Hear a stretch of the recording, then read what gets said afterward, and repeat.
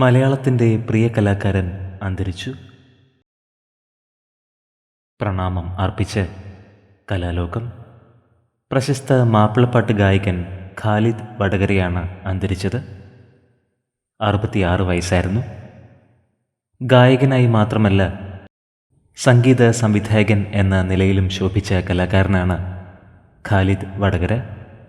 35 വർഷമായി ഇദ്ദേഹം ഖത്തറിലായിരുന്നു. അസുഖം ബാധിച്ചതിനെ തുടർന്ന് ഹമദ് മെഡിക്കൽ കോർപ്പറേഷൻ ആശുപത്രിയിൽ ചികിത്സയിലായിരുന്നു. പ്രിയ കലാകാരന് പ്രണാമം അർപ്പിച്ച് നിരവധി പേരാണ് ഇപ്പോൾ സോഷ്യൽ മീഡിയയിൽ എത്തുന്നത്.